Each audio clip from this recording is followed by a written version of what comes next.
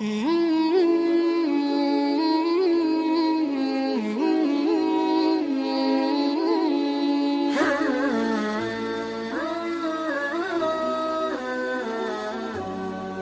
نیکی دیکھو وہاں رشتہ دے دو، چاہے خاندان ہے، ہاں خاندان میں کو ترجیح دو، خاندان کو ترجیح دو، کوئی شک نہیں، لیکن اگر خاندان میں جوڑ نہیں باہر تلاش کرو۔ ہمارے جی ہم بچی والے، ہم کیسے جائیں؟ بچی والے نہیں جا سکتے، یہ تو ہندوستان کی ہندی ثقافت ہے۔ میری بیٹی جوان ہے، میرے ذمہ میں اپنی بیٹی کا رشتہ تلاش کروں، میں جا کر کہوں بھئی میری بچی جوان ہے، اگر آپ کو مناسب لگے تو آپ ہمارا پیغام قبول کر لیں۔ لیکن ہم اپنی بچیوں کو بوڑھا کر دیتے ہیں، کوئی رشتہ آئے تو کریں، کوئی رشتہ آئے تو کریں۔ پھر ایک یہ جو رشتے کرانے والیوں کا چکر ہے، اس نے کتنے گھر تباہ کر دیے۔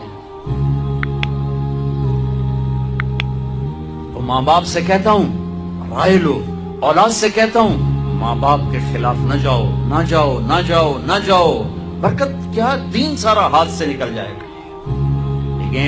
لیکن سن لو میرے نبی کی زندگی اور بات اور سنت اور سیرت اور شریعت، فاطمہ علی کا رشتہ آیا ہے کر دوں؟ فاطمہ جیسی بچی انکار کر سکتی تھی اور علی جیسا رشتہ انکار کر سکتی تھی، وہاں ہاں کے سوا کچھ نہیں تھا۔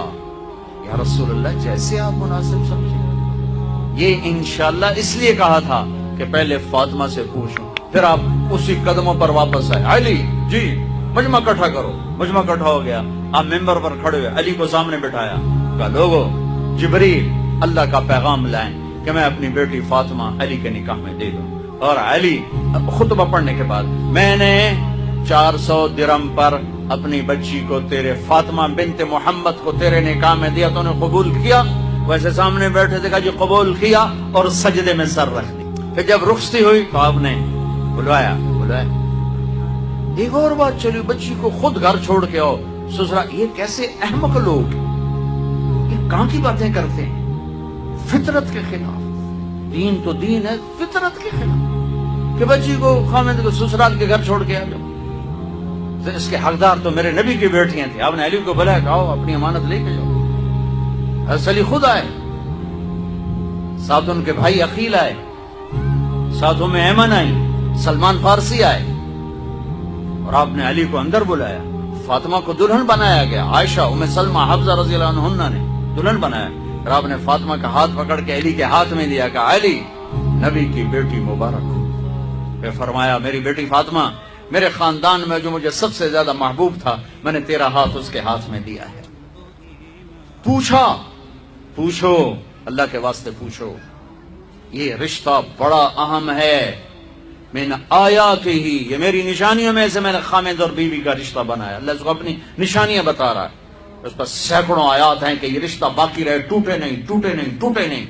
آج کا سسرالی ظلم، ساس سسر کا ظلم کتنے گھر برباد کر چکا ہے۔ کہیں بچیوں کی نادانی اور نافرمانی اور بد زبانی شریف ترین نوجوانوں کو ذلیل کر چکی۔ میں سب کو بیلنس کر کے بتا رہا ہوں، اپنے خامد کا حق پہچانو، اپنی بیوی کا حق پہچانو۔ میرے نبی نے فرمایا بہترین مسلمان جو بیوی سے اچھا سلوک کرے۔ میرے نبی نے فرمایا میری شریعت میں سجدہ ہوتا تو بیوی سے کہتا خامد کو سجدہ کر۔ بھائیو بہنوں، یہ معاشرت ہے، معاشرت۔ اس کو سیکھو، اس کو سیکھو۔ صحابہ کی سیرت اٹھا کے پڑھو، صحابیات کی سیرت اٹھا کے پڑھو۔ ایک خاتون، یا رسول اللہ میں آپ سے شادی کرنا چاہتی ہوں، یا رسول اللہ میں آپ سے شادی کرنا چاہتی ہوں۔ تو صحابیہ کروڑوں رابعہ بصری قربان کی جائیں صحابیہ پر۔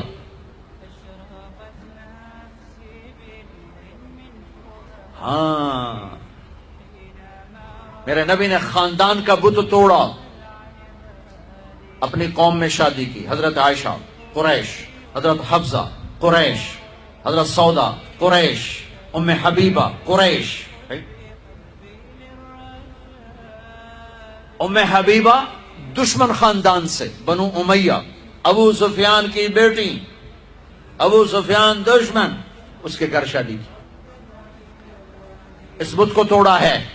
پھر قریش سے باہر نکلے عرب، میمونہ رضی اللہ عنہ ہلالیہ، جویریہ رضی اللہ عنہ بنو مستلق، زینب بنت جہش قریش، زینب بنت خزیمہ قریش، ام سلمہ قریش، باہر نکلے، میمونہ ہلالیہ قریش سے باہر، جویریہ بنو مستلق قریش سے باہر، پھر ایک قدم آگے عربوں کے باہر شادی کی، یہودیوں میں حضرت صفیہ، یہود، بنو قریظہ، آپ جانتے تھے کہ میری امت یہ بت کھڑے کرے گی، یہ بت کھڑے کرے گی، بچیاں بوڑھی ہو جائیں گی، کہیں گی بس